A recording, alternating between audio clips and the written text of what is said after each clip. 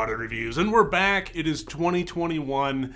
Break's over. Time to get back to work. I'm feeling really good about this upcoming year. I don't know about the rest of you, but I have some really great things on the horizon and in the plans for this channel for the year 2021. I'm really excited about it, and I hope you stick around for it. But for right now, what I'd like to do is discuss, well, a movie. Specifically, the movie Ghost Stories. No, not that one. That one.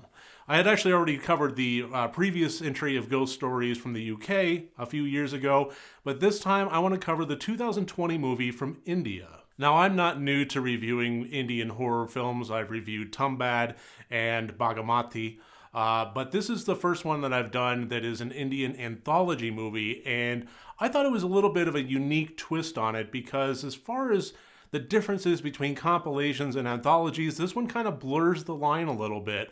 There's no binding segment or storyline to tie any of these four stories together, but at the same time, they were specifically created just for this movie. It wasn't an assembly of shorts that were shopped out at festivals and then picked up by a distributor that basically wanted to cobble something together last minute like. And as far as any kind of central theming with this one, I think it's actually kind of unique. It's just entirely behind the scenes.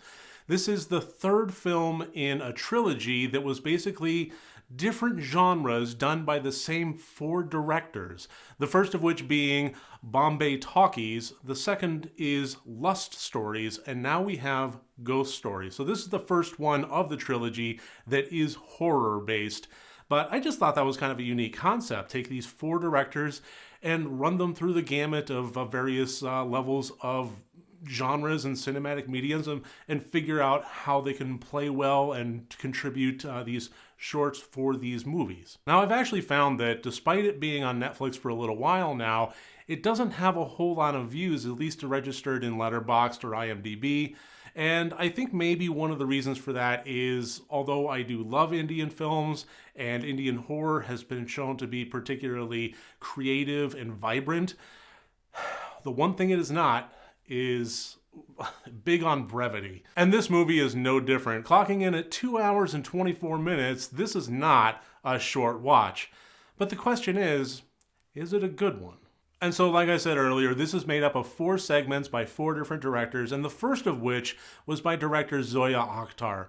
And it basically entails a home care nurse or elderly care worker, social worker basically, going in to fill in for somebody that was taking their leave and looking after this elderly woman. She gets word that this elderly woman's son is having to leave town, so she is taking over for him and filling in the gaps. When she gets there, there's no real trace of the son, and it looks like things are a little bit in disarray. So there's some red flags raised right away, but in the meantime, she just goes ahead and gets right to work. She takes care of the old woman, takes care of the house, burns incense to kind of get rid of some of the smell from some of the toiletries that have built up and so forth, and generally just trying to do her job as best as she can.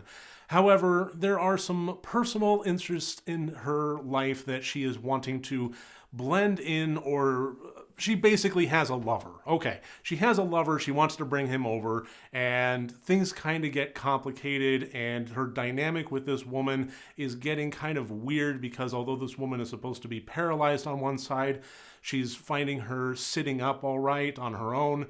Odd things are starting to happen in very peculiar ways, and it's raising a lot more red flags from there. The second segment was an interesting take because it has a very muted color palette to it. It's almost black and white. Just if something is extraordinarily vibrantly red, you can pick up just the barest glimmers of pinks in the frame.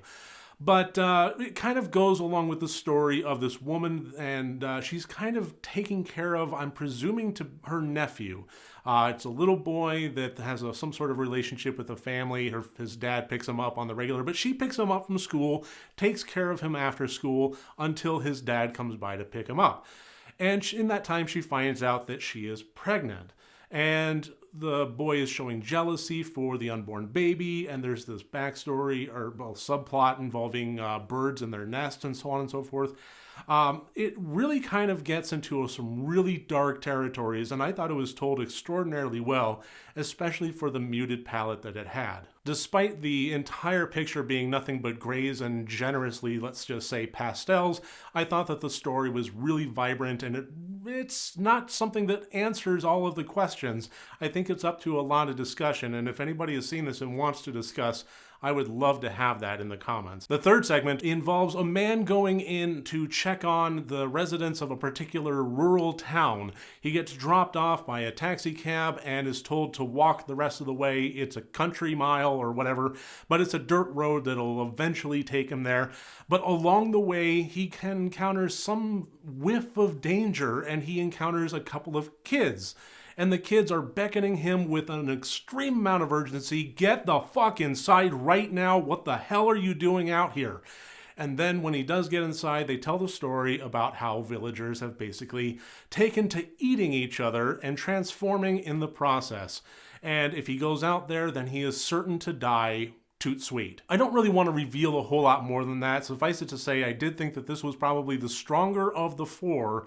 And it's in that reveal that I think the strength really lies, in trying to figure out what's going on. Is the danger actually real? If it is, what's the nature of it? What are the rules and so on and so forth? Who are the antagonists? It's all something that really plays out extremely well and very brutally. And the last segment is the story of a man and a woman that are about to get married. It's kind of an arranged marriage, but even so, they seem to take to each other, and the families are kind of all getting introduced. Everybody's getting to know each other. Things seem pretty fucking all right here. However, it takes a little bit of a turn when the last stage, before everything is set into stone and the wedding really properly gets planned, when the groom-to-be basically says, well, before we go through with this, I just need to make sure that it's okay with Granny.